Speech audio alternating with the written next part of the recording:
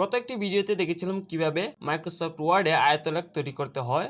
এবার দেখবো কিভাবে আমরা আমাদের টেবিলের ডাটাগুলো ব্যবহার করে একটি লাইন চার্ট তৈরি করতে পারি। এই ধরনের চার্ট আসলে আমরা বিভিন্ন মিডিয়ায় দেখতে পাই, যখন আমাদের ভিডিওর ভিউজগুলো হয় বা আমাদের একটি পোস্ট রিচ হয় তখন এই লাইনগুলো দেখতে পাই এবং এই লাইনের মধ্যে আমরা ইনিশিয়েটটা দেখে থাকি। তো এই বক্সের ডাটাগুলো দিয়ে যদি আমরা একটি চার্ট তৈরি করতে যাই, তাহলে আমাদেরকে জাস্ট ইনসার্টে গিয়ে এই চার্টে যেতে হবে এবং এই চার্ট হতে যে কোনো একটি লাইন সিলেক্ট করে নিতে হবে।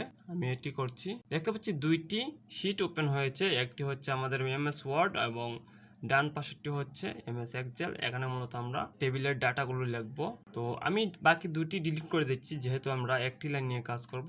দেন আমরা এখানে আমাদের ডাটাগুলো লিখতে পারি, যেমন আমার 8 তারিখে বিয়ের সংখ্যা লিখলাম, 9 তারিখের বিয়ের সংখ্যা লিখলাম এবং এরকম আরো কয়েকটি লিখে নিলাম।